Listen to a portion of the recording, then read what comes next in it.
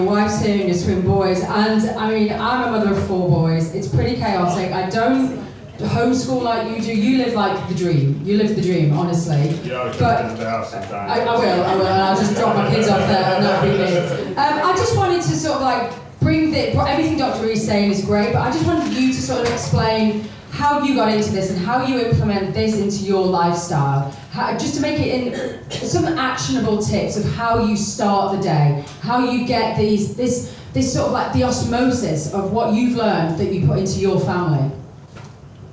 Yeah, I mean, there's a lot that goes into me driving my family nuts by stripping down naked in front of the red lights and shoving things up my butt and chasing the family around.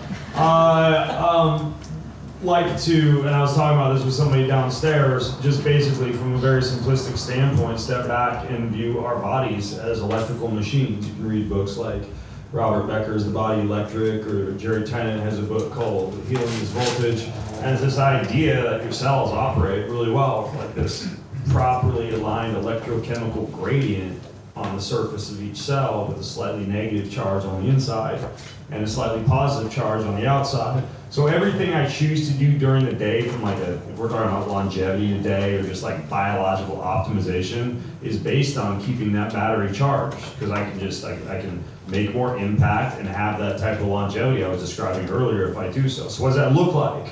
Well, there are certain things that can keep the body charged. We know photons of light, or like infrared light, and red light, and sunlight exposure. That's all very popular. Now, the reasons for that is because your cells can absorb photons of light and generate higher amounts of ATP. I mean, if you want to get super nitty gritty and geeked out, like I was talking about at HOS the other day, if you consume a lot of like the dark blacks of the plant kingdom, like shilajit, or the dark green blues like chlorella, or the dark blues like methylene blue, you can amp up your body's ability to photosynthesize, almost like a plant.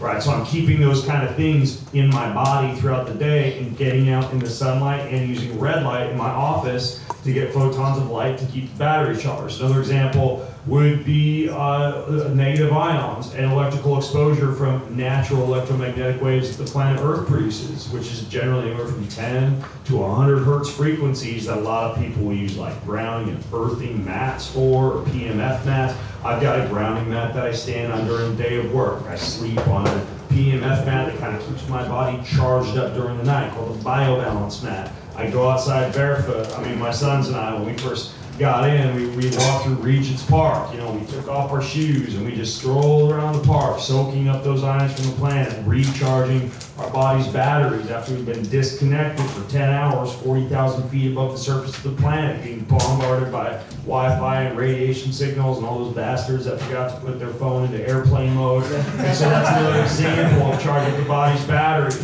Fluctuations of heat and cold. You know, me and my kids hit the sauna a lot. I hit the sauna a lot. Cold showers, cold soaks, those regulations and dysregulations in temperature allow electrons to flow throughout the body better. Water, minerals. So many of you here who have had dinners with me, and I've had the pleasure of dinners with many of you the past few nights since I've been here. You know, I've been pulling salt out of my fanny pack, and, you know, sprinkling, you know, my Biohacker equivalent of crack cocaine all over my food, because I just know how good minerals are at keeping the body charged up, especially these full spectrum minerals. So you step back and you look at my day at home, yeah, there's light, there's earthing and grounding and natural contact with the surface of the planet. There's the sauna and the cold shower. There's good, clean, structured, filtered water and high use of salts and minerals. Man, compare that with good amounts of movement and a diet that's close to the planet. And then, of course, the number one thing to charge up the body's electricity based on, you know, quantum physics and photonic absorptions of people's emotions and energies is relationships, right? Relationships,